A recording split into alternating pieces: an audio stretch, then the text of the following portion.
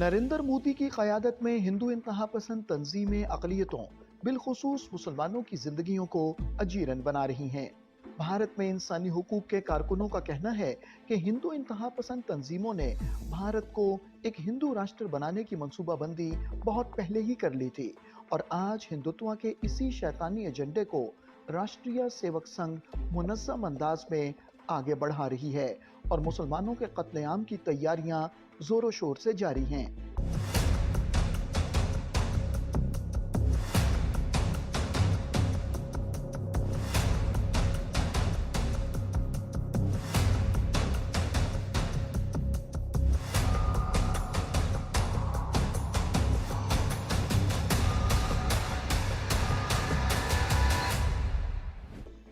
1925 में ही जब एक सपना देखा गया था कि इस देश को हिंदू राष्ट्र बनाया जाएगा, उस वक्त गोलवालकर और बाकी सब ये लिख चुके थे कि अगर यहाँ मुसलमानों को और दूसरे अल्पसंख्यकों को रहना है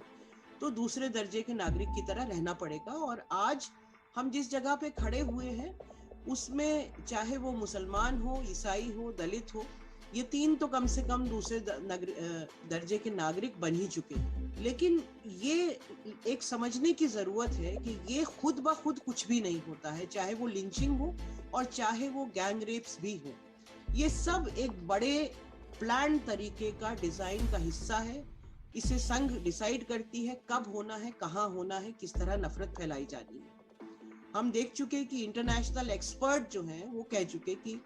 8वें पॉइंट तक जेनोसाइड की जो टेंडेंसीज हैं वो इस देश में पहुंच चुकी हैं और कब जेनोसाइड हो जाएगा उसका कहना बहुत मुश्किल है। भारतीय सिविल सोसाइटी के अरकान समझते हैं कि हिंदू इंतहा पसंद नफरत अंगेज तकारीर के जरिए मुसलमानों के खिलाफ जज्बात को उभार कर फसादात के लिए माहौल को साजगार बनाते हैं और भारतीय हुकूमत इन नफरत अंगेज तकारीर करने वालों के खिलाफ कार्रवाई करने की बजाय इन फसादात को सियासी मफायद हासिल करने के लिए इस्तेमाल करती है। Consistent provocation and incitement for months and weeks prior to the incidents erupting in violence, widespread, unprosecuted, non-penalized hate speech by leaders and members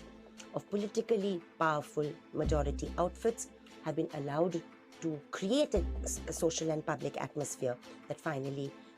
allows the violence to erupt. If you have a radio silence from the political executive that is not really concerned about curtailing hate speech at all, but has been part of a wider ecosystem of using hate as a political tool. We have seen instances of mob lynching. We have seen instances of, in Karnataka, for instance, that a call given by one rabid outfit actually, on the ground results in attacks and deaths of two persons belonging to the minority community running shops, and the call was for the economic boycott of the Muslim community. इंसानी हुकूक के कारकुनों का कहना है कि कश्मीर और भारत की दीगर रियासतों में भारतीय हुकूमत इंसानी हुकूक की बड़े पैमाने पर पामाली कर रही है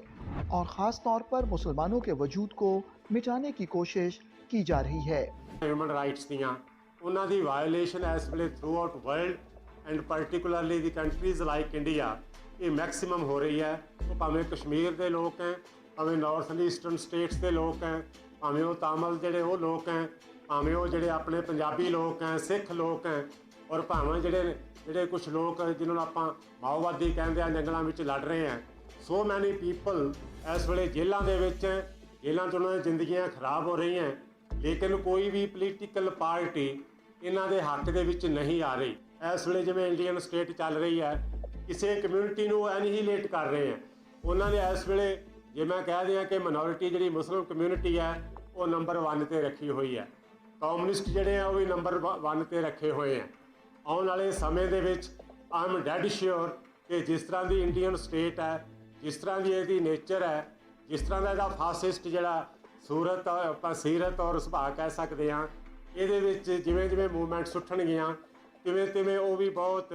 ਕਰੂਵਲ ਵੇ ਦੇ ਨਾਲ very cruelly they will annihilate, they will put the activists behind jails, behind bars. दुनिया भर में इंसानी हुकूक के अलंबरदारों की जिम्मेदारी है कि वो मकबूजा जम्मू और कश्मीर और भारत में भारतीय हुकूमत के हाथों होने वाली इंसानी हुकूक की पामालियों का नोटिस लें।